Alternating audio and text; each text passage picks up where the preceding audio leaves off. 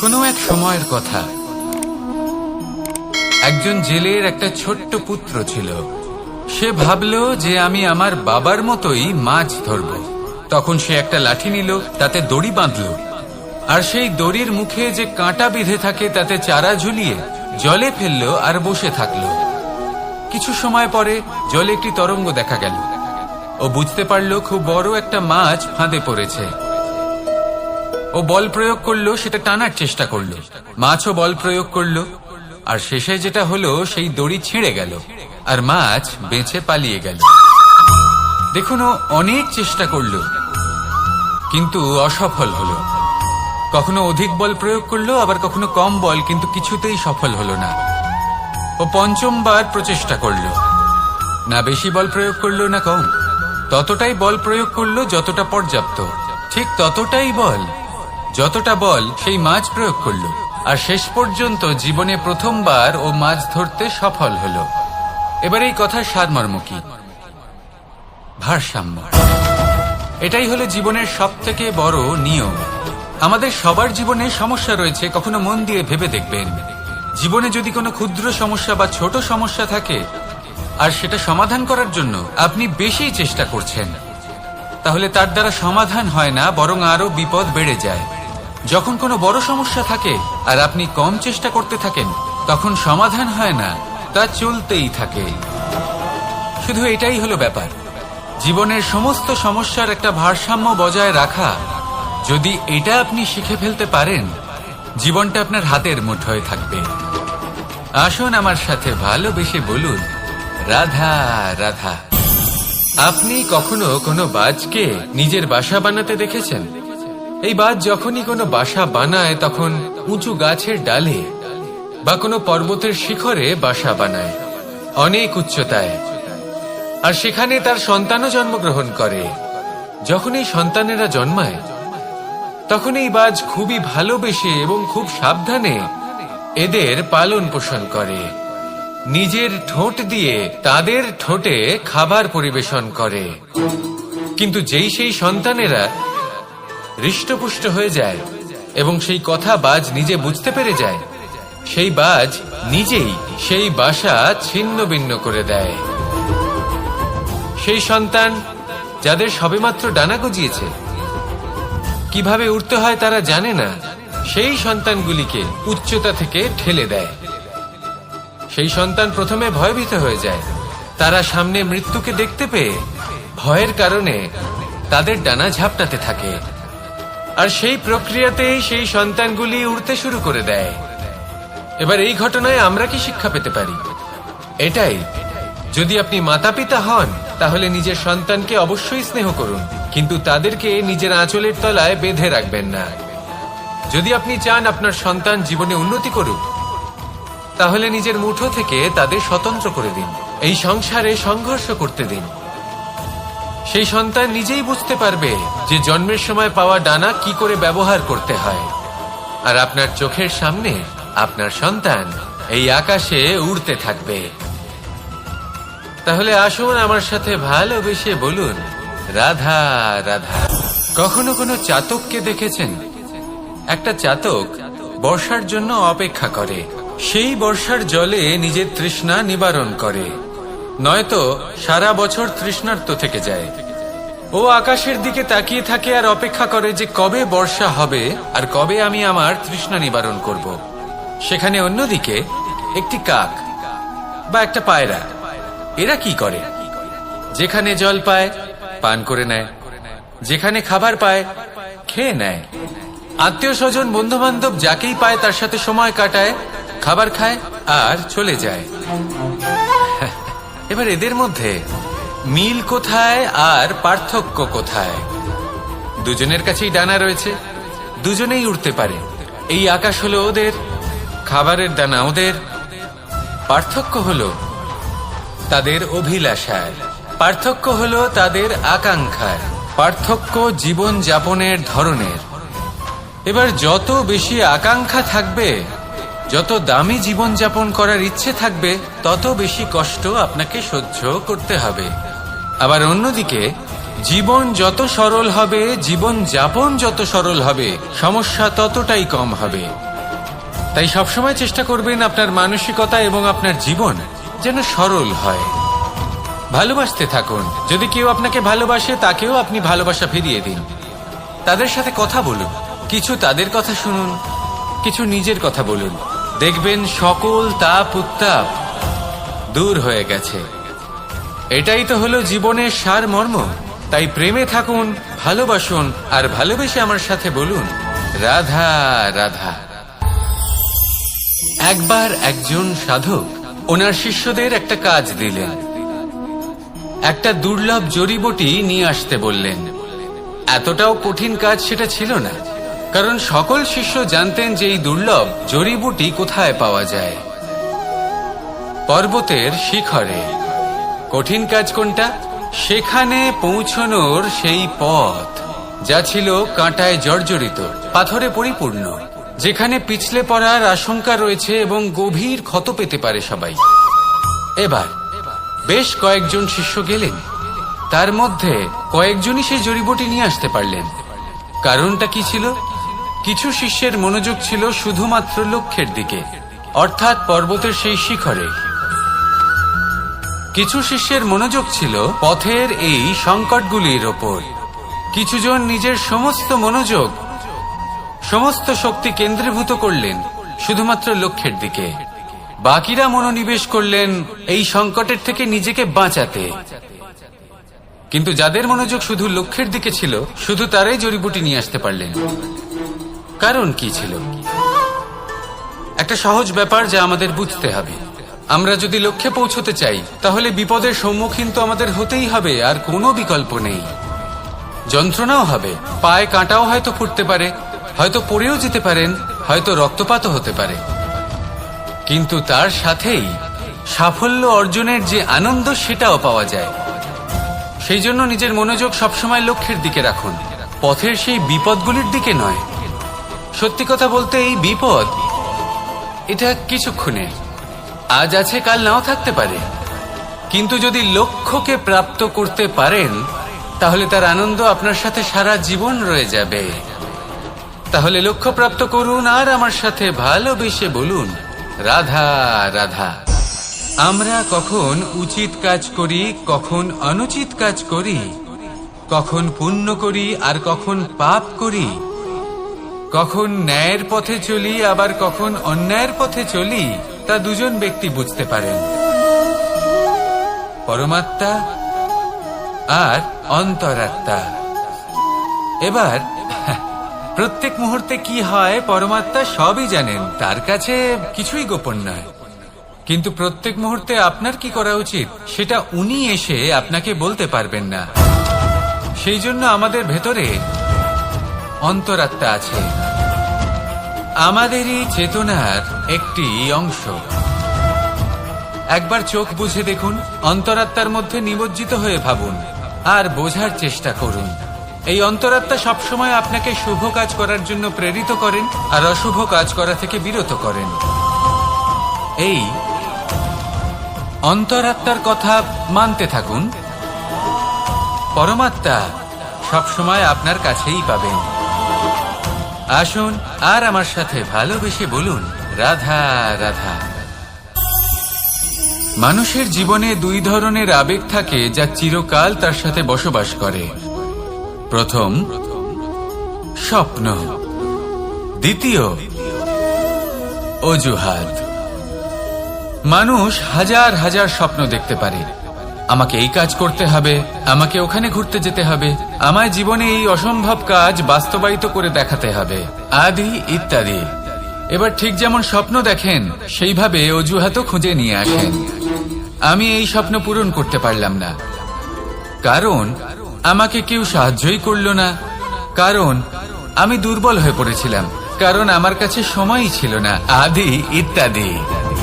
এবার সাফল্য এবং অসফলতার মাঝখানে এই ধরনের সংঘর্ষ হতে থাকে। সাফল্য তখন লাভ করা সম্ভব যখন আপনার স্বপ্ন আপনার অজুহাতের থেকে অনেক বড় হয়, আর অসফলতা তখন পাবেন যখন আপনার অজুহাত আপনার স্বপ্নের থেকে অনেক বড় হয়। আপনি যদি সাফল্য লাভ করতে চান, তাহলে চেষ্টা করতে থাকুন, পরিশ্রম করুন। যদি অসফল হন তাহলে ভয়ভীত হওয়ার কোনো প্রয়োজন নেই। নিজের ভুল বুঝুন, তাকে শুধরে নিন, আবার চেষ্টা করুন। কিন্তু যদি নিজের জীবনে অজুহাত নিয়ে আসেন, তখন স্বপ্ন কখনো পূরণ হবে না। আসুন আমার সাথে ভালোবেসে বলুন, রাধা রাধা। এমন কিছু রয়েছে মানুষের মনে, তাদের জীবনে, এমন এক আবেগ যা সর্বজন বিদিত, যা সবাই জানেন যে উপস্থিত আছে। সেটাকে আমরা সমস্যা বলে থাকি। এমনিতে আমরা সকলেই জানি যে এমন কোনো গৃহ নেই যেখানে মৃত্যুর ছায়া পড়েনি, এমন কোনো বৃক্ষ নেই যার দ্বারা ওষুধ তৈরি সম্ভব নয়, এমন কোনো অন্ন নেই যা সময়ের সাথে বিষ বা অমৃতে পরিণত হতে পারে। এবার এই সমস্যাগুলি কোনো ব্যক্তির জন্য সমস্যা হতে পারে, কিন্তু নিজে থেকে এরা কোনো সমস্যাই নয়। এরা আসে আমাদের সাহায্য করতে, আমাদের কিছু শেখাতে। আপনি নিজেই দেখুন, পর্বতের শিখর থেকে কোনো এক পাখি পড়ে গিয়ে নিজের প্রাণ ত্যাগ করলো। সেটা কখন সম্ভব? যখন সেই পাখি ওড়ার চেষ্টাই করে না। তখন যখন কোনো ব্যক্তি জলে পড়ে যান এবং ডুবে গিয়ে নিজের প্রাণ হারান, এর সম্ভাবনা কখন বেশি থাকে? যখন সেই ব্যক্তি সাঁতার কাটার চেষ্টাই করেন না। তখন এই সমস্যা প্রত্যেকের জীবনে থাকবেই, কিন্তু এটা মনে রাখা প্রয়োজনীয় যে কোনো সমস্যা পরিস্থিতির কারণে সমস্যা হয়ে ওঠে না। এই পরিস্থিতি যখন আমাদের সামনে আসে, আমাদের তা কঠিন মনে হয়। আমরা নতমস্তক হয়ে পড়ি, ভয়ভীত হয়ে পড়ি, তার সম্মুখীন হতে পারি না। তখন তা সমস্যার রূপ নেয়। দৃঢ় হয়ে দাঁড়িয়ে থাকুন সাহসের সাথে, এই পরিস্থিতিগুলির সম্মুখীন হন। দেখবেন সমস্যা কখন সাফল্যে পরিণত হবে আপনি জানতেই পারবেন না। আসুন আমার সাথে ভালোবেসে বলুন, রাধা রাধা। সময় যা সবকিছুকে সমান করে দিতে পারে, যা সব থেকে বেশি শক্তিশালী, সব থেকে বড় সম্পত্তি, সব থেকে বড় শিক্ষক এবং সব থেকে বড় সুযোগ। এই সময় যখন ভালো যায় তখন তা আপনাকে আমিত্বে মত্ত করে তোলে, অহংকারে নিমজ্জিত করে দেয়। আর যখন খারাপ হয় তখন দুঃখের সাগরে নিজের প্রতি ঘৃণাবোধে নিমজ্জিত করে। তাই এই সময় যা এত শক্তিশালী এক সম্পত্তি, এত মহান একটি ধন, তাকে এমনি এমনি নষ্ট হতে দেবেন না। এই সময়ের সাথে কি করবেন, কিভাবে করবেন তা ভাবতে গিয়ে এবং করতে গিয়ে সময় নষ্ট করবেন না। যদি আপনি এই সময় নষ্ট করেন, তাহলে সময়ও নিশ্চিত করবে যে আপনার সাথে কি করা উচিত। তাই সময়ের সদ্ব্যবহার করুন আর আমার সাথে ভালোবেসে বলুন, রাধা রাধা। আমরা সকলে শক্তি অনুভব করতে চাই। এবার যদি আপনাকে জিজ্ঞেস করা হয় যে সবথেকে বেশি শক্তির অনুভব কোথা থেকে করা সম্ভব, তখন কেউ কেউ বলবেন পুষ্টিকর আহার গ্রহণ করলে, ব্যায়াম করলে, কেউ বলবেন ধন লাভ করলে, বন্ধুদের থেকে, পরিবারের থেকে, আদি ইত্যাদি। এইভাবে আপনি শক্তির অনুভব অবশ্যই করতে পারেন, কিন্তু সবথেকে বেশি শক্তির অনুভব যদি আপনি করতে চান তাহলে তা পাবেন শুধু একতার দ্বারা, সংগঠনের দ্বারা। যদি আপনাকে উদাহরণ দিই, নিজের এই হাতটাকে দেখুন, 5টা আঙুল রয়েছে। কোনো একটা বস্তুকে নিজের একটা আঙুল দ্বারা তুলে ধরার চেষ্টা করে দেখুন, বড়ই কষ্ট হবে। তখন আপনি বুঝতে পারবেন যখন এই 5টি আঙুল একত্রিত হয় তখন কোনো কাজ কতটা সহজ হতে পারে। এটাই হলো শক্তি, একতার। সব থেকে ভালো উদাহরণ যদি আপনাকে দিই, তাহলে বাঁশি। এই বাঁশি থেকে অত্যন্ত মধুর সুর নির্গত হয় যা সবার মন প্রসন্ন করে দেয়। এই কথা সত্যি, কিন্তু এই বাঁশি আমি একটা বা দুটো আঙুল দিয়ে বাজাতে পারবো না। আমাকে প্রত্যেকটা আঙুল ব্যবহার করতেই হবে, তবেই এর থেকে মধুর সুর নির্গত হবে যা সকলকে প্রসন্ন করবে, ঠিক কিনা? ঠিক এইভাবেই যদি আপনি চান যে আপনার জীবনরূপী বাঁশি থেকেও মধুর সুর নির্গত হোক বা সবার মনকে প্রসন্ন করে তুলুক, তাহলে আপনাকেও জীবনে একতা নিয়ে আসতেই হবে। আপনি একাও কর্ম করতে পারেন, পথ চলতেও পারেন, সামনেও এগোতে পারেন, সাফল্যও লাভ করতে পারেন। কিন্তু যখন সকলে একসাথে এগোবেন, সেই পথে চলবেন, সেই কর্মই করবেন, তখন লক্ষ্যে অবশ্যই পৌঁছবেন, সাফল্য অবশ্যই লাভ করবেন। কিন্তু সেই সাফল্য এবং তার আনন্দের সংমিশ্রণটাই একটু অন্যরকম হবে। তাই জীবনে ঐক্যবদ্ধ হন, একসাথে মিলে এগোতে থাকুন, আর আমার সাথে ভালোবেসে বলুন, রাধা রাধা। জীবনে দুই ধরনের আবেগ রয়েছে যার কোনো মূল্য নেই। আমার কথার অর্থ এটা নয় যে এদের কোনো গুরুত্ব নেই, গুরুত্ব যথেষ্টই রয়েছে, শুধু এদের জন্য আপনাকে কোনো মূল্য দিতে হয় না। প্রথম আবেগ হল আনন্দ, প্রসন্নতা। এটা আপনি যে কোনো জায়গায় খুঁজে পেতে পারেন যদি আপনি খুঁজে পেতে চান। আপনি কোনো পুষ্পের সৌন্দর্য দেখে প্রসন্ন হতে পারেন।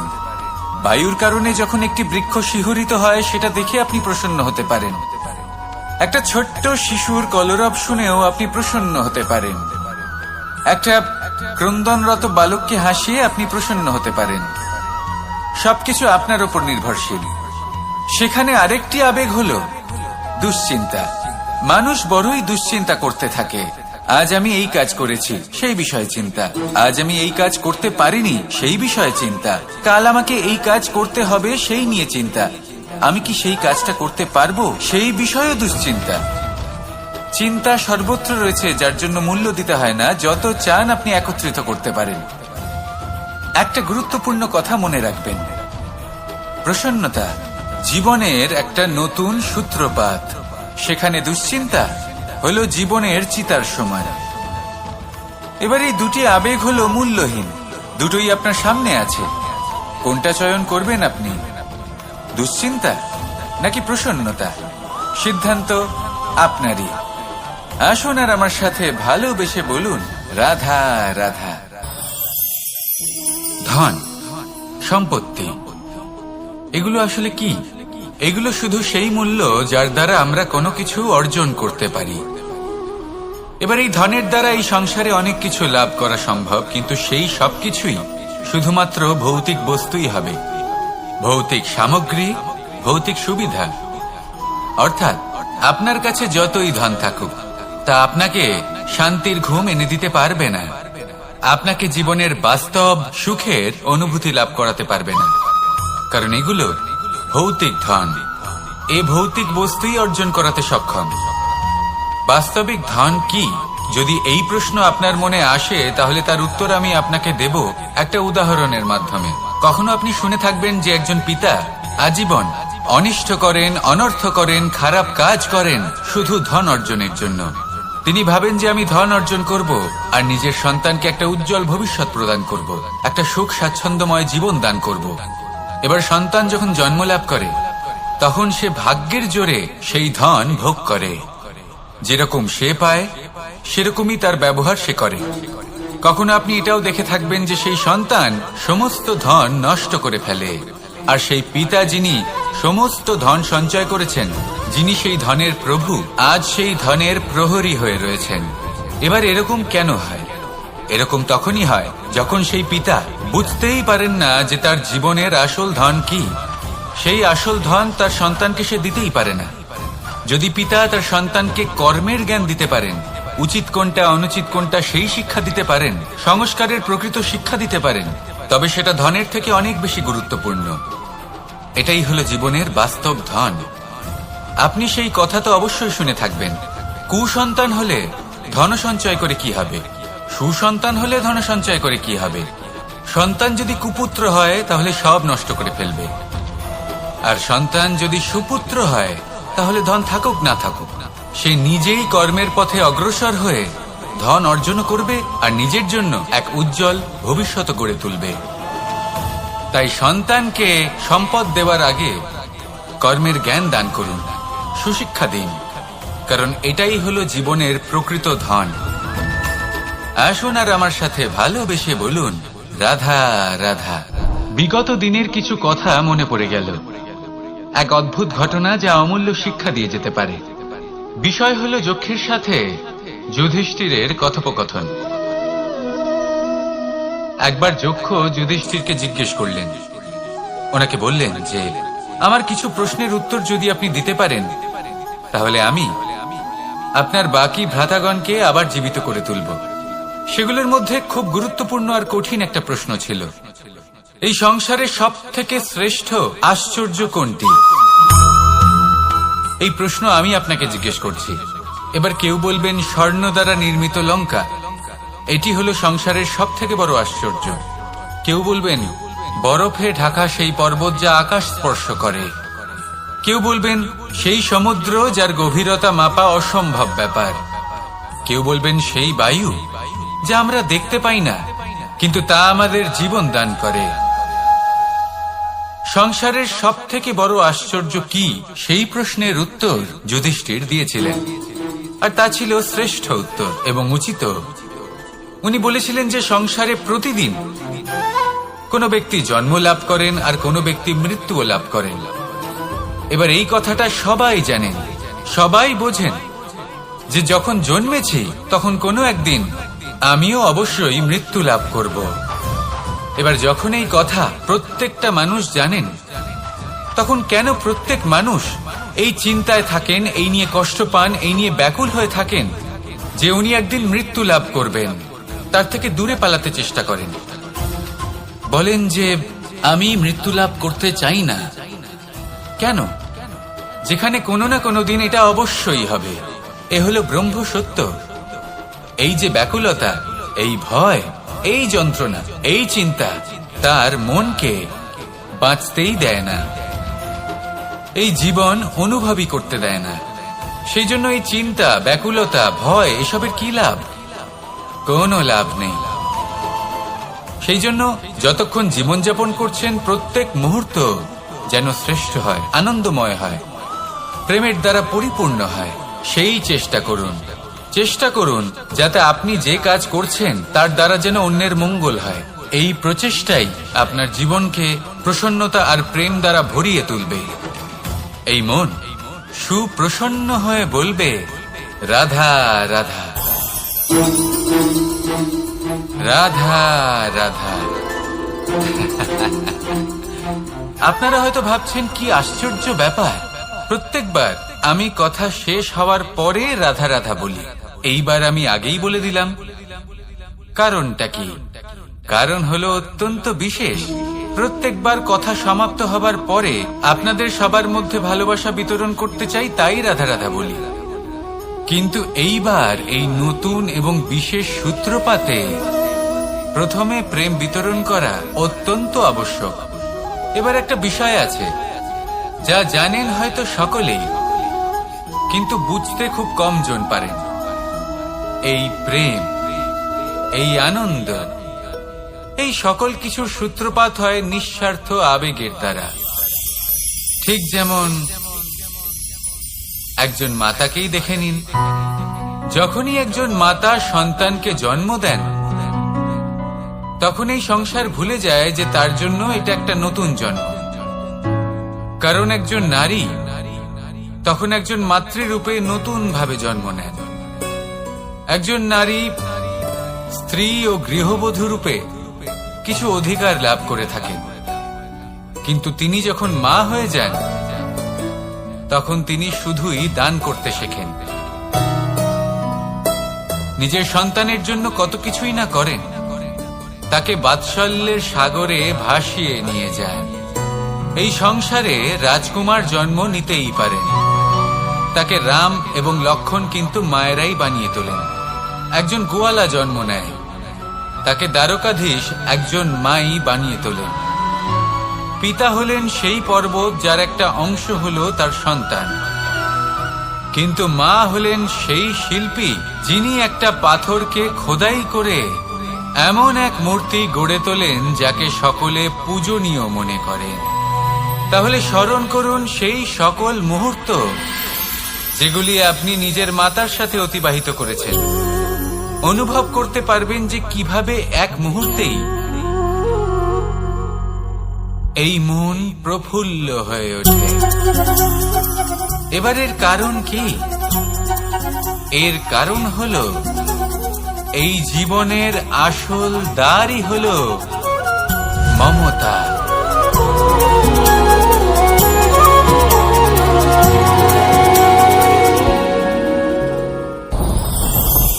আমার জীবনে পরিচয় হয়েছে অনেক ব্যক্তির সাথে, ভিন্ন ভিন্ন ধরনের মানুষ।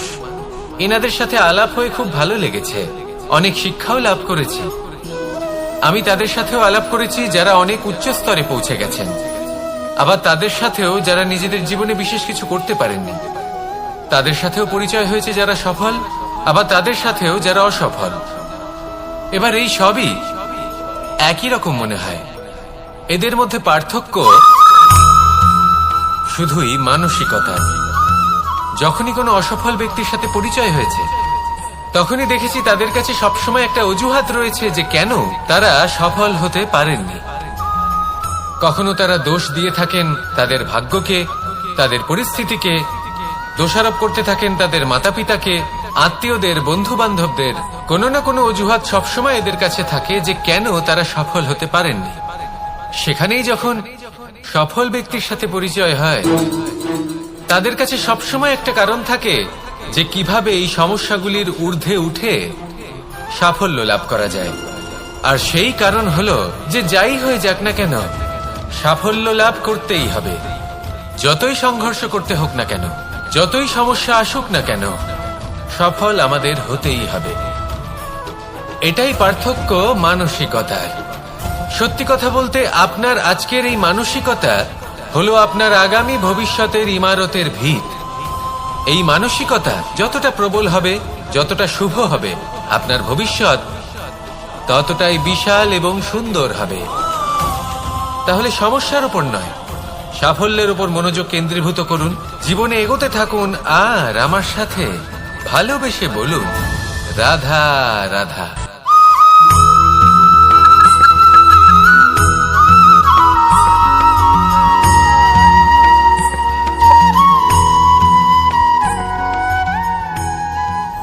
একজন রচনাকার নিজেই নিজের প্রতিভা একদম শেষ করে দিতে পারে যখন সে অনেকগুলো কাজ নিজের কাঁধে নিয়ে নেয়।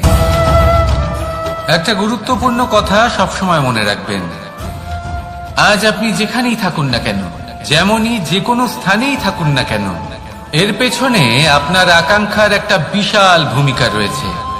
কিন্তু মনে রাখবেন, আপনাকে শিখতে হবে যে কখন আর কিভাবে নিজের উচ্চাকাঙ্ক্ষাগুলিকে লাগাম পরাতে হবে, কারণ এটা অত্যন্ত আবশ্যক। তাই আসুন আর আমার সাথে ভালোবেসে বলুন, রাধা রাধা। অনেক সময় আমরা জীবনে অনেক মানুষকে এমন বলতে শুনে থাকি যে আমি অসফল হয়েছি কারণ আমার সময় ভালো যাচ্ছিল না। আমি এই জিনিসটা লাভ করতে চাইছিলাম কিন্তু করতে পারলাম না কারণ আমার সময়টা ভালো যাচ্ছিল না। আমি আমার জীবনে ওই মহান কাজটা করতে চাইছিলাম কিন্তু করতে পারলাম না। কেন? কারণ আমার সময়টা ভালো যাচ্ছিল না। কিন্তু যে মুহূর্তে ভালো সময় আমার জীবনে আসবে, আমি সব কিছু প্রাপ্ত করব। এমন প্রায় প্রত্যেকেই বলেন। আসুন একটা কথা বোঝা যাক। একজন মালিকে দেখুন, সে প্রত্যেক দিন গাছের সেবা করে, তাকে জল দেয়, তার যত্ন আত্তি করে। কেন? প্রত্যেক দিন সেই গাছ ফল দেয় না। সঠিক সময় এলে তবেই সেই গাছ ফল দেয়, কিন্তু প্রত্যেক দিন মালি তার সেবা করে, তাকে যত্ন করে। শুধুমাত্র তখন করে না যখন সেই গাছ ফল দিতে সক্ষম। আর যদি মালি গাছের যত্ন প্রতিদিন না করে, তাহলে হয়তো সেই গাছ ফল দিতেই পারবে না। এটাই হলো আমাদের জন্য একটা শিক্ষা। যখন সময় আমাদের জন্য অপেক্ষা করে না, তখন আপনি সময়ের জন্য কেন অপেক্ষা করছেন? ভালো সময়ের জন্য অপেক্ষা করবেন না। ভালো এবং শুভ কর্ম দ্বারা ভালো সময়কে নিজের কাছে টেনে আনুন। নিরন্তর কর্ম করুন, পরিশ্রম করতে থাকুন। শুভ সময় আপনা থেকেই আপনার কাছে আসবে। আসুন আমার সাথে ভালোবেসে বলুন, রাধা রাধা। মানুষের এই সংসারে জীবনযাপন করার জন্য কিছু জিনিসের প্রয়োজন পড়ে। এমন কিছু আবেগ, এমন কিছু বস্তু আছে যেগুলো তার প্রয়োজন হয়। কিন্তু সব থেকে বেশি যে জিনিসটা তার প্রয়োজন হয় সেটা হলো সম্মানের। আমাদের ভালো লাগে যখন কেউ আমাদের সম্মান করে। আমরা কাউকে সম্মান করলে তারও সেটা ভালো লাগে।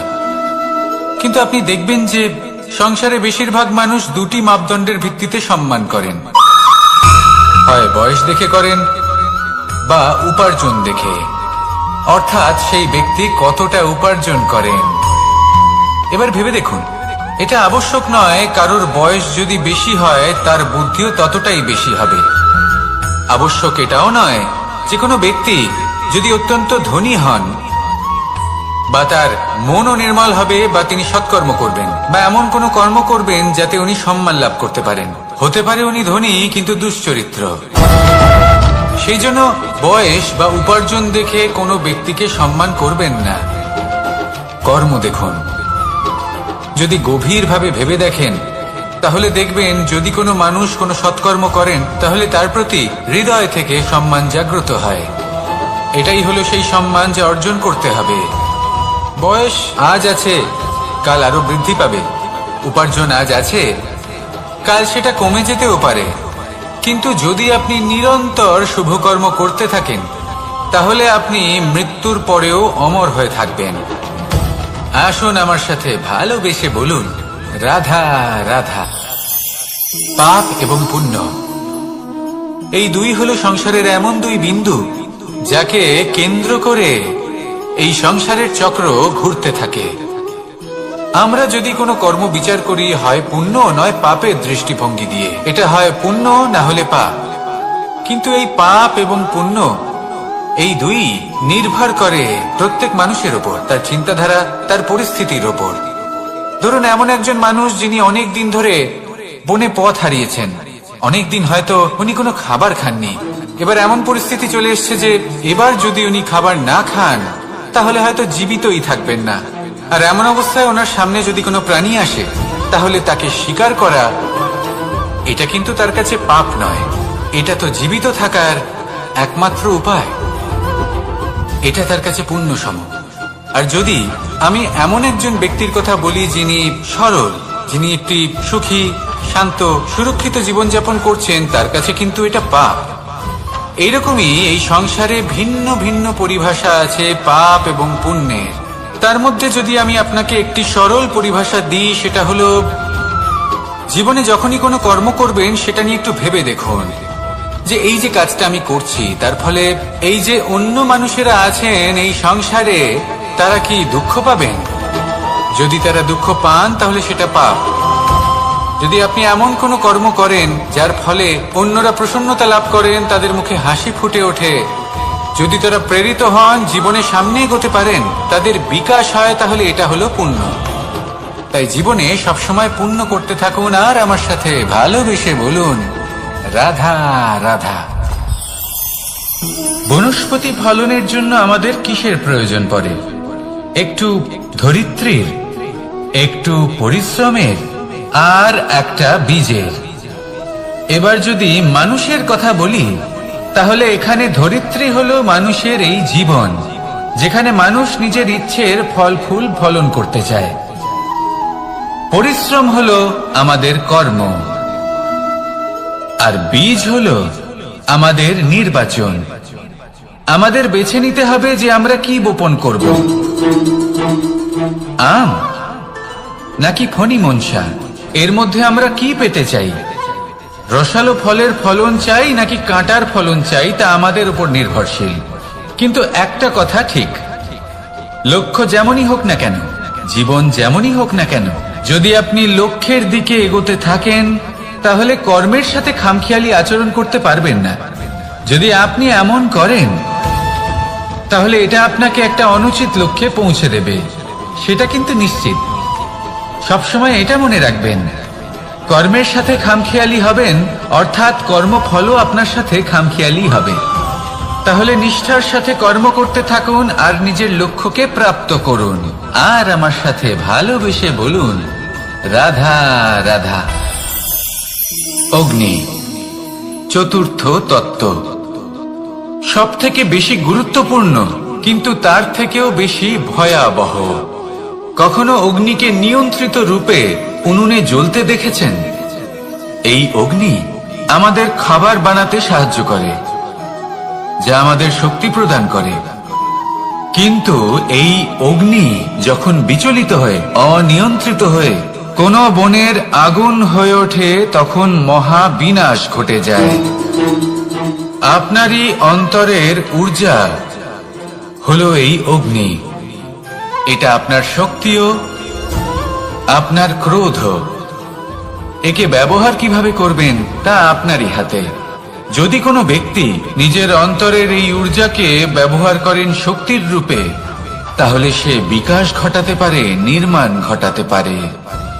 কিন্তু যদি কোনো ব্যক্তি তার অন্তরের ঊর্জাকে বিধ্বংসী অস্ত্র বানিয়ে ফেলেন, তাহলে নিশ্চিত রূপে মহা বিনাশ ঘটতে পারে, যাতে বিনাশ তারও অবশ্যই হবে। অনেক বছর পূর্বে এমনই এক আগুনের দ্বারা এই সুন্দর পৃথিবীর নির্মাণ হয়েছিল। আর অনেক বছর পূর্বে এমন এক আগুনেই সমস্ত জীব এবং সংসার বিলুপ্ত হয়ে গেছিল। এবার আপনি আপনার অন্তরের ঊর্জা দ্বারা বিনাশ ঘটাতে চান নাকি নির্মাণ ঘটাতে চান, সেই সিদ্ধান্ত আপনারই। আসুন আমার সাথে ভালোবেসে বলুন, রাধা রাধা। কখনো কখনো এমন হয়, আমরা আমাদের বাড়ির উঠোনে বীজ বপন করি, আর তা বিকশিত হয় একটা সুন্দর বৃক্ষে। তার শাখাগুলি প্রতিবেশীর বাড়ি পর্যন্ত পৌঁছয়। ফলের বর্ষণ প্রতিবেশীর বাড়িতেও হয়ে থাকে। আর আমরা ভাবি গাছ আমরা উৎপন্ন করব, আর ফল খাবেন আপনারা। এই কেমন কথা হলো? আপনাকে এই কথা বুঝতে হবে যে এসব হলো ভৌতিক বস্তু, সাংসারিক বস্তু। কখনো নিজের বাড়ির বাগানে ভালোবাসার গাছ বপন করে দেখুন। তার শাখাও প্রতিবেশীর বাড়ি পর্যন্ত পৌঁছবে, ফলের বর্ষণ সেখানেও হবে। কিন্তু সেই ফল চাইতে আপনাকে যেতে হবে না, সেই ফল দ্বিগুণ মাত্রায় আবার আপনার কাছেই ফিরে আসবে। তাই নিজের বাড়িতে আর নিজের মনে ভালোবাসার গাছ উৎপন্ন করুন। এই জীবন প্রসন্ন হয়ে বলবে, রাধা রাধা। অ দিয়ে অন্ত, আ দিয়ে আরম্ভ। এই দুইয়েরই রাশি সমান। যদি আপনি মন দিয়ে দেখেন তবে দেখবেন এদের সম্পর্ক খুবই নিবিড়। কিভাবে? যখন কোনো কিছু শুরু হয়, এটা নিশ্চিত হয়ে যায় যে তা সমাপ্তও হবে। আরম্ভই যদি না হয়, তার সমাপ্তও হবে না। যা আরম্ভ হয়েছে তার সমাপ্তি হলো অবশ্যম্ভাবী। এটাই হলো প্রকৃতির নিয়ম, একে এড়ানো যায় না। এবার এই কথা আমরা সকলে জানি। এবার মানুষ কি ভাবে যে সমাপ্তির পরে কি হতে পারে, এর উত্তর তাদের কাছে নেই। তাদের উচিত অন্য কোনো বিষয় ভাবা যা বেশি গুরুত্বপূর্ণ। এবার মানুষ এটা জানে না যে মৃত্যুর পরে কি হতে পারে, কিন্তু এই কথা অবশ্যই জানে যে জন্ম থেকে মৃত্যু পর্যন্ত এই সময়, যাকে আমরা জীবন বলে থাকি, এই সময় আমরা কর্ম করতে পারি। এই কথা তো আমরা জানি। তাহলে এমন কি কর্ম করা যেতে পারে যা আমাদের সমাপ্তির পরও আমাদের প্রাসঙ্গিক করে রাখতে পারে, এই বিষয়ে ভাবা উচিত। যে জন্মগ্রহণ করেছে তার মৃত্যু হবেই, এটা সাধারণ বিষয়। কিন্তু ইতিহাস আজও সেই সকল মানুষজনকে স্মরণ করেন যাদের এই সংসার তাদের মৃত্যু নয়, বরং তাদের জীবনকালে যে কর্ম তারা করেছেন তার দ্বারা মনে রাখেন। সেই কর্মের কারণে এই সংসারে তাদের নাম, তাদের কর্ম, তাদের ব্যক্তিত্ব, তাদের কীর্তি অমর হয়ে থাকে এবং থাকবে। আপনার কাছে এতটা সময় নেই যতটা আপনার মনে হচ্ছে আপনার কাছে আছে। সেই জন্য যত শীঘ্র সম্ভব শ্রেষ্ঠ কর্ম করুন, যতটা পারবেন ততটা অধিক সুকর্ম করুন। এই সংসারে নিজেকে অমর করে তুলুন আপনার মৃত্যুর পরেও। আর আমার সাথে ভালোবেসে বলুন, রাধা রাধা। ওমা, এ কি? আমি কখন থেকে এখানে অপেক্ষা করছি, হাত পেতে দাঁড়িয়ে রয়েছি যাতে একটা ফল আমার হাতে এসে পড়ে এবং সেটা আমি খেতে পারি। কখন থেকে অপেক্ষা করছি, কিন্তু সেটা হচ্ছেই না। এবার আপনি বলবেন যে এসব কি বলছি, এ কি অদ্ভুত কথা বলছি। যদি ফল খেতে হয় তাহলে আমাকে বৃক্ষে চড়তে হবে, ফলের কাছে পৌঁছতে হবে, তবেই তো ফল পাবো। এবারে এটা অত্যন্ত সহজ ব্যাপার, কিন্তু এই বিষয়টা আপনি নিজের জীবনের প্রসঙ্গে ভেবে দেখুন। লক্ষ্য কোথায় আছে আপনি জানেন, সেই লক্ষ্যে পৌঁছানোর পথ কি সেটাও আপনি জানেন, সেই পথে চলার ক্ষমতাও আপনার রয়েছে, কিন্তু তাও আপনি নিজের লক্ষ্য লাভ করতে পারছেন না। কেন? কারণ আপনি অপেক্ষা করছেন যে লক্ষ্য আপনার সামনে চলে আসবে, কিন্তু তা হয় না। লক্ষ্য সে যাই হোক না কেন, ধন হোক, প্রেম হোক, কোনো সম্মান হোক বা মোক্ষ হোক, যদি আপনি তার দিকে অগ্রসর না হন তাহলে ফল প্রাপ্তি অসম্ভব ব্যাপার, তা কোনোদিনই হবে না। সেই জন্য আপনার চোখের সামনে আপনি যদি নিজের লক্ষ্যকে দেখতে পান তাহলে উঠুন এবং সেই দিকে অগ্রসর হতে শুরু করুন। নিজের অন্তরের সকল অশুভ গুণ দূর করুন, অলসতা ত্যাগ করুন, অজ্ঞানতা ত্যাগ করে দিন এবং চলতে থাকুন। অবশ্যই মনোবাঞ্ছিত ফল লাভ করতে পারবেন। মনে রাখবেন, চলতে থাকলে তবেই লক্ষ্য প্রাপ্তি হবে। অপেক্ষার দ্বারা শুধুমাত্র মৃত্যু লাভ হবে। আসুন আমার সাথে ভালোবেসে বলুন, রাধা রাধা। পাখি কখন জন্ম নেয়, কখন উড়তে শেখে, কখন বাসা বানাতে শেখে, কখন নিজের মৃত্যু লাভ করে, এসব আমাদের মধ্যে কেউ জানি না। কিন্তু পাখি একটা কথা খুব ভালো করে জানে, যে এই সংসারে ও যা কিছুই করুক না কেন, এই সংসারে ওকে নিয়ে কিচ্ছু যায় আসে না। এবার আমরা কি করি? কোনো কাজ করার আগে আমরা এটা ভাবি যে এই সংসার যদি আমাকে দেখে ফেলে তাহলে কে জানে এই সংসার কি ভাববে, আমার প্রতিচ্ছবি কেমন তৈরি হবে কে জানে, কে জানে কি হবে আদি ইত্যাদি। এই সব ভাবনায় আমরা মগ্ন হয়ে যাই। কিছুটা এমন ভাবে মগ্ন হই যে বর্তমানের কর্মের এই জীবনের যাত্রাপথে সেই সময়ের আনন্দ উপভোগ করতে ভুলে যাই। এবার দেখুন একটা পাখি কি করে, ওর কর্ম হলো গান গেয়ে চলা। ওই পাখি গেয়ে চলে, কেউ ওর গান শুনুক বা না শুনুক, কেউ আদৌ শুনছে কিনা সেই বিষয়টা নিয়ে সেই পাখির কিছুই যায় আসে না। সেই পাখি নিজের কর্ম করতে থাকে। হয়তো সেই জন্যই আপনি কখনো কোনো পাখিকে কাঁদতে দেখবেন না। এরকমই আপনাকে নিজেকে গড়ে তুলতে হবে। প্রথমে নিজেকে জিজ্ঞেস করুন, এই যে কর্ম আমি করতে চলেছি সেটা কি উচিত? যদি আপনার মনে হয় সেটা উচিত তাহলে সেটা প্রমাণ করুন। এটা ভাববেন না যে এই সংসার কি ভাববে। আসুন আর আমার সাথে ভালোবেসে বলুন, রাধা। বনের মধ্যে যদি আপনি কোনো বিষাক্ত সাপ দেখেন তাহলে কি করবেন? আপনি তখনই তার থেকে দূরে পালাতে চেষ্টা করবেন। আর এটা কেন করবেন? নিজের রক্ষার্থে। এই কথা আমি নয় মেনে নিলাম, কিন্তু নিজের জীবনে এটা করেন না কেন? আপনি যেখানেই যান, যে স্থানেই যান না কেন, প্রত্যেক সময় প্রত্যেক মুহূর্তে এমন বিষাক্ত সাপ আপনি অবশ্যই খুঁজে পাবেন। আর সেই সাপ নয় যাদের আপনি বনে খুঁজে পাবেন, এরা হলো সেই সাপ যা আপনাকে পাপ করতে বাধ্য করবে। আপনার অন্তরের বাসনা, ক্রোধ, অহংকার, লোভ, ঈর্ষা এদের বৃদ্ধি ঘটাবে। দেখুন, বনের এই সাপ আপনাকে একবার ছেড়ে দিতেও পারে, ছোবল নাও মারতে পারে, কিন্তু এই যে পাপরূপী সাপ আছে তা অবশ্যই ছোবল মারবে। কর্ম যদি করেন তাহলে অবশ্যই ফল পাবেন। সেই জন্য যখনই কোথাও যাবেন, যদি এমন কাউকে দেখেন, যদি এমন কিছু দেখেন যে আপনাকে পাপ করতে বাধ্য করছে, তাহলে সেই মুহূর্তে সেখান থেকে পালিয়ে যান। যেমন বনের সাপ দেখে আপনি পালাতে থাকেন। সৎকর্মের রক্ষা অত্যন্ত আবশ্যক। আসুন আর আমার সাথে ভালোবেসে বলুন, রাধা রাধা। যদি কোনো সিংহ বানরের মতো গাছে চড়তে চেষ্টা করে তাহলে কি হবে? একটা মাছ যদি মাটিতে হাঁটতে চেষ্টা করে তাহলে কি হবে? তারা বিফলই হবে। কিন্তু এরকম কেন হয়? তার কারণ হলো প্রকৃতির রচনা কিছুটা এরকম। এখানে প্রত্যেকটি ব্যক্তিকে, প্রত্যেকটি প্রাণীকে আলাদা আলাদা গুণের অধিকারী করা হয়েছে এবং সকলকে একটা সীমাও প্রদান করা হয়েছে। এবার এই যে বৃক্ষ, পশু, পাখি, এদের মধ্যে সেই ক্ষমতাই নেই যে এরা নিজেদের যাচাই করতে পারবে, নিজেদের সীমাগুলো বুঝতে পারবে, নিজেদের সদ্গুণগুলো চিনতে পারবে। এরা সেটা করতে পারবে না। কিন্তু মানুষ তো আলাদা। মানুষের কাছে সেই বিশেষ শক্তি আছে যে তারা পূর্ণরূপে নিজেদের যাচাই করতে পারবে, নিজেকে পূর্ণরূপে বুঝতে পারবে, নিজের দোষ, নিজের অপগুণ, নিজের সদ্গুণ, নিজেদের সীমাগুলো তারা বুঝতে পারবে। আর এটা অত্যন্ত গুরুত্বপূর্ণ। কথায় আছে যে যদি সাফল্য লাভ করতে হয় তাহলে নিজেকে যাচাই করে নিতে হবে। তাই নিজেকে যাচাই করুন, নিজের সাথে পরিচিত হয়ে যান এবং জীবনে কর্ম করতে থাকুন। সাফল্যের শিখরে অবশ্যই পৌঁছে যাবেন। আর ওখানে যদি যান তাহলে এই মন প্রসন্ন হয়ে অবশ্যই বলবে, রাধা রাধা। অন্ধকারাচ্ছন্ন রাত্রি যদি এসে থাকে তাহলে আলোকিত প্রকাশ নিয়ে সূর্যও অবশ্যই আসে। রোগ যদি এসে থাকে তাহলে তার ওষুধও অবশ্যই আসে। সমস্যা যদি আসে তাহলে সেই সমস্যার সমাধানও নিজে থেকেই আমাদের কাছে চলেই আসে।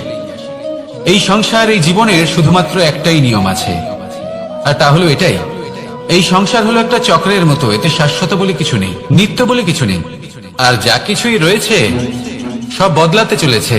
যদি আপনার জীবনে দুঃখ থাকে, সমস্যা থাকে, যদি আপনি বিপদ দ্বারা আচ্ছন্ন, তাহলে মনে রাখবেন সবকিছু বদলে যেতে চলেছে।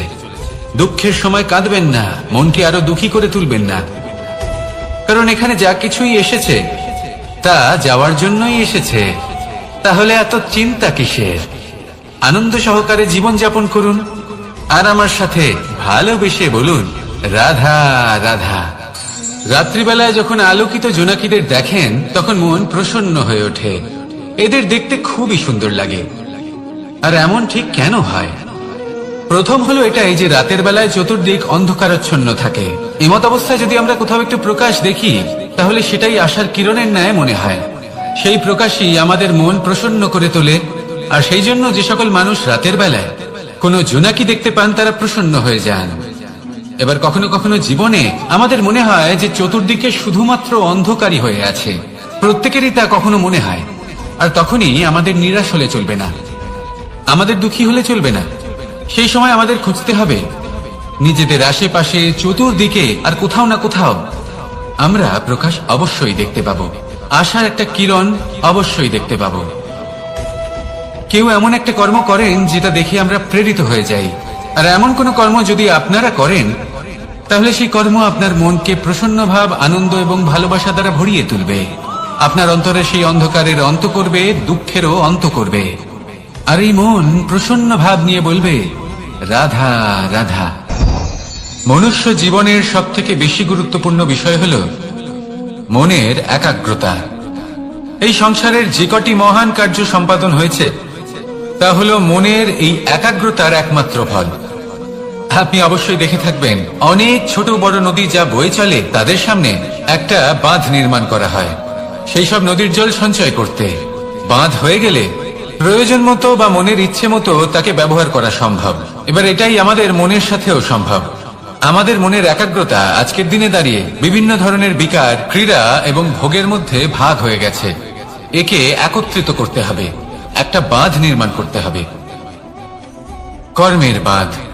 আপনাকে শুধু এটাই করতে হবে, যেটা উচিত কর্ম সেটাই করুন, যেটা অনুচিত কর্ম সেটা করা থেকে নিজেকে বিরত রাখুন। ব্যাস, এই কাজটাই আপনি করতে থাকুন, করতে থাকুন। মনের মধ্যে একাগ্রতার বাঁধ নির্মাণ করুন। আর একবার যদি তা নির্মাণ হয়ে যায় তাহলে যখন চাইবেন, যেখানে চাইবেন, যতটা চাইবেন একাগ্রতা প্রয়োগ করতে পারবেন। আর একবার যদি আপনি এটা শিখে যান তাহলে এই সংসারকে বদলে ফেলার মতো কাজ আপনি করতে পারবেন, সমাজকে শোধরাবার মতো কাজ করতে পারবেন। তাহলে এই মনকে একাগ্র করুন আর আমার সাথে ভালোবেসে বলুন রাধা রাধা।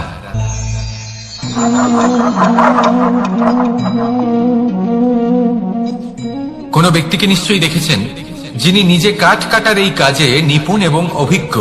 এবার আপনারা দেখবেন যে তার মনোযোগ সমস্ত কাঠের ওপর থাকে না, তার মনোযোগ থাকে শুধুমাত্র একটা কাঠের ছোট্ট একটি অংশের উপর, যেখান থেকে তার টুকরো করা হচ্ছে। কিন্তু সেটা উনি কেন করেন? যদি এটা উনি না করেন তাহলে সেই কাঠ সঠিক পদ্ধতি এবং তাড়াতাড়ি কাটা যাবে না। জীবনেও তাই হয়ে থাকে। আপনি হয়তো কোনো লক্ষ্য স্থির করেছেন বা পথ নির্বাচন করেছেন বা কাজ স্থির করেছেন যেটা আপনি করেই ছাড়বেন। তাহলে নিজের সম্পূর্ণ মনোযোগ শুধুমাত্র তার উপর কেন্দ্রীভূত করুন। যদি আপনার মন এদিক ওদিক তাকাতে থাকে, অস্থির হয়ে পড়ে, বিচলিত হয়ে পড়ে, যদি তা হয়ে থাকে তাহলে আপনি অবশ্যই অসফল হবেন।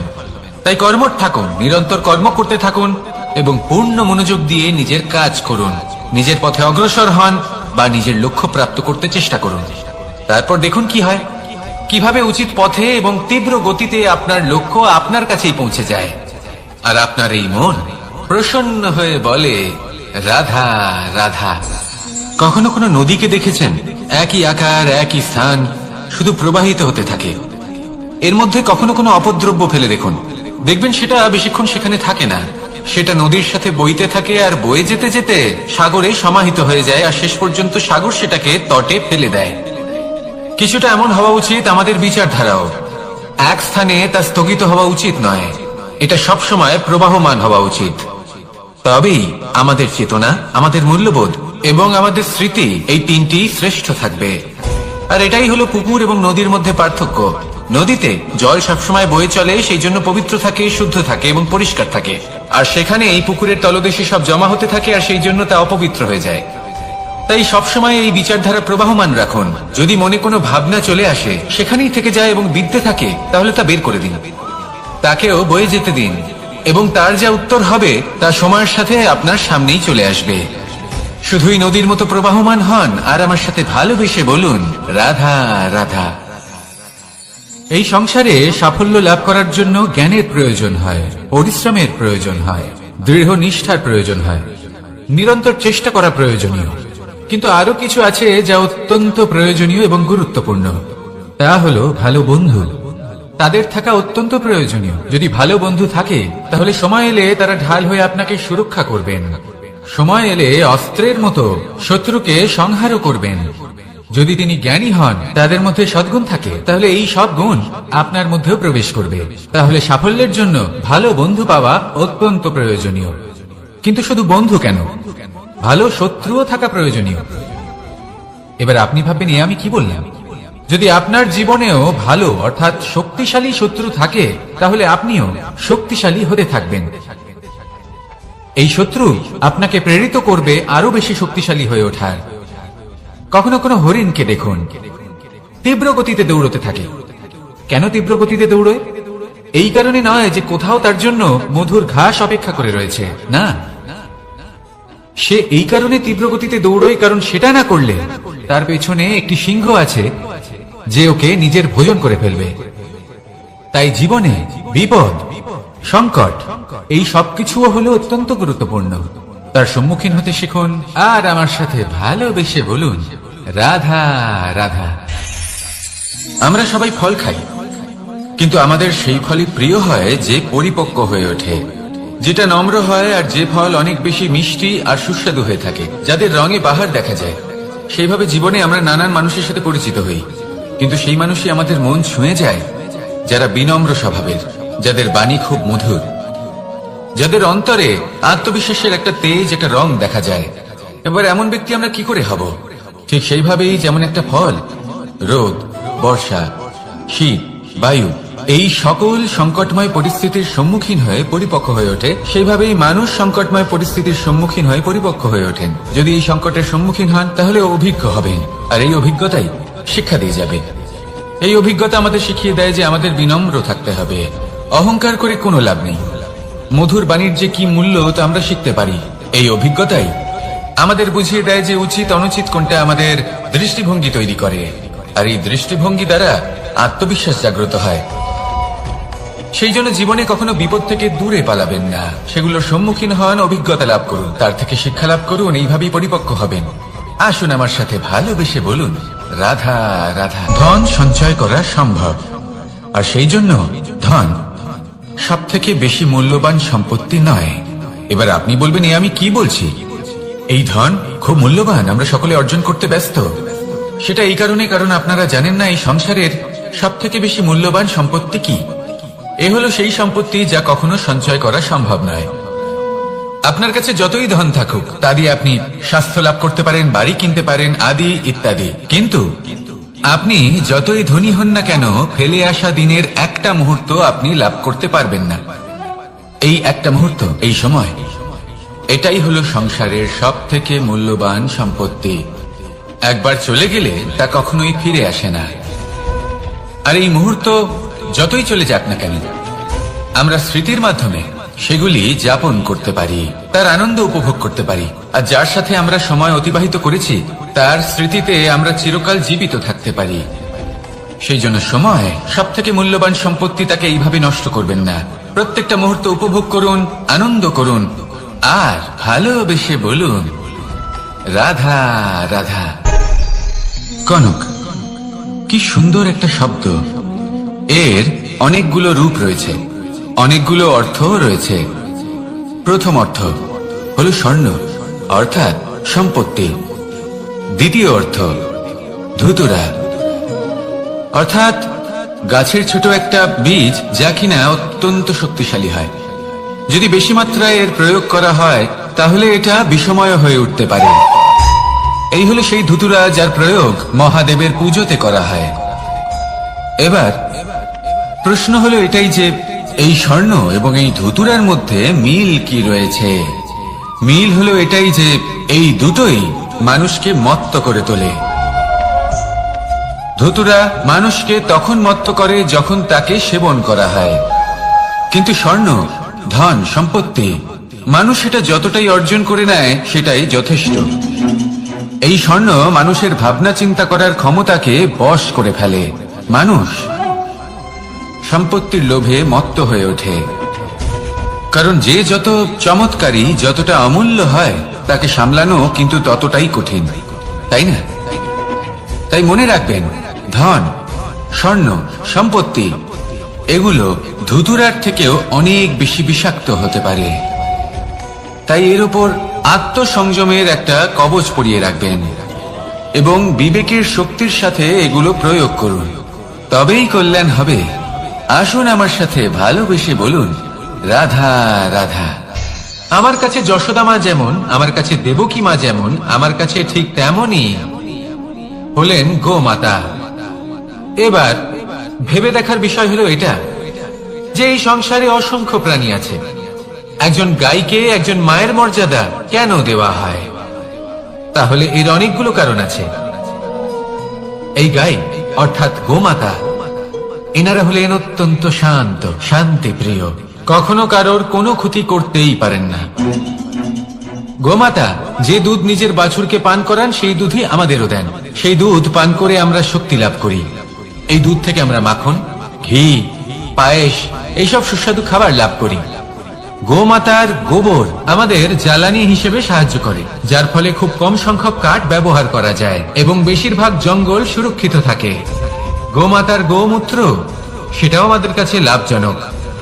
এর দ্বারা আমরা অনেক রোগ থেকে মুক্তি লাভ করতে পারি। গোমাতা যখন একটি বাছুরকে জন্ম দেন তখন সেই বড় হয়ে আমাদের ক্ষেত কর্ষণ করে। সেই জন্য গাইকেও জীবনে মায়ের মর্যাদা দেবেন। যতটা সম্ভব তাকে সেবা করুন এবং ভালোবেসে তাকে পালন করুন। এই মন নিজে থেকেই প্রসন্ন হয়ে বলবে, রাধা রাধা। মধু কারই না পছন্দ বলুন তো? অত্যন্ত সুস্বাদু হয় এই মধু, মিষ্টি খেতে হয় এবং তা শক্তিও প্রদান করে। এবং প্রত্যেকটি মিষ্টি পদার্থের মতোই এতেও খুব তাড়াতাড়ি পিঁপড়ে ধরে যায়। অন্যদিকে যদি নুনকে দেখি, তাহলে বছরের পর বছর রাখলেও এতে পিঁপড়ে ধরে না। এবার যদি কথা বলি বন্ধুত্বের, তাহলে বন্ধুত্ব নুনের মতো হওয়া উচিত, মধুর মতো নয়। যারা সামনে এলে শুধুমাত্র মধুর মধুর কথা বলবে, পরে এতে পিঁপড়ে ধরে যাবে, এটা নুনের মতো হওয়া উচিত। প্রকৃত বন্ধু হলো সে যে সময় এলে পরে আপনার সামনে আপনার প্রকৃত সত্য তুলে ধরবে, তা সে যতই কঠিন হোক না কেন। আপনার দোষ, আপনার অপগুণ, আপনার খামতি আপনাকে বলতে পারবে, যাতে আপনি সেগুলো শুনে মেনে নিয়ে তারপর নিজেকে শুধরোতে পারেন। এটাই হলো প্রকৃত বন্ধুত্ব। কখনো নিজের জীবনের আশেপাশে মন দিয়ে দেখবেন, অনেক সময় এমন মানুষ থাকেন, অনেক বন্ধু থাকেন, যাদের দেখে আমাদের মনে হয় যে এনারা খুব কঠোর, এনাদের কথা খুব কটু। কিন্তু বেশিরভাগ এমন মানুষের মনটা যদি বুঝতে পারেন, তাহলে দেখবেন তাতে কোনো মালিন্য নেই। এনাদের মন অত্যন্ত পবিত্র হয়। যদি আপনার জীবনেও এমন কোনো ব্যক্তি থেকে থাকে, এমন বন্ধু থাকে, তাহলে তাদের আগলে রাখুন আর আমার সাথে ভালোবেসে বলুন, রাধা রাধা। যতক্ষণ আমরা এই সংসারে জীবিত, ততক্ষণ আমাদের সাথে সবকিছু থাকে। আমাদের ধন, সুখ স্বাচ্ছন্দ্য, আমাদের মিত্রগণ, আমাদের পরিবার, এই সমাজ, এই সবকিছু আমাদের সাথে থাকে। যেদিন আমরা এই সংসারকে ত্যাগ করব, এদের মধ্যে কেউ আমাদের সাথে যাবে না। না ধন, না স্বাচ্ছন্দ্য, না সম্পত্তি। এই সকল মানুষ, এই সমাজ, এরা শুধুমাত্রই শ্মশান পর্যন্ত আমাদের সাথে থাকতে পারবেন। তারপরে যদি আমাদের সাথে কিছু যেতে পারে, তাহলে তা শুধুই আমাদের ধর্ম। আর এই সংসারে আমরা নিজেদের যে সুনাম রেখে যাই, সেটা সম্ভব শুধুমাত্র কর্মের দ্বারা। সেই জন্য সংসারে যতদিন পর্যন্ত জীবিত আছেন, যদি কিছু অর্জন করতে চান, তাহলে ধর্ম অর্জন করুন, ধর্মের বিষয়ে স্পষ্টতা অর্জন করুন এবং কর্ম অর্জন করুন। এটাই হবে আপনার অতীত এবং এটাই হবে আপনার ভবিষ্যৎ, এবং এটাই সকলকে প্রেরণা প্রদান করবে। আসুন আমার সাথে ভালোবেসে বলুন, রাধা রাধা। এই পরিবার হলো আমাদের জীবনের একটা অমূল্য সম্পদ, অমূল্য এক আশ্রয়, যা এই সংসারে হয়তো কোথাও আপনি পাবেন না। তাই একে আগলে রাখুন। পরিবার সেই গাছ। আসুন আমার সাথে ভালোবেসে বলুন, আর সেই গাছ। আসুন আমার সাথে ভালোবেসে বলুন, রাধা রাধা। অনেক সময় আমরা জীবনে অনেক মানুষকে এমন বলতে শুনে থাকি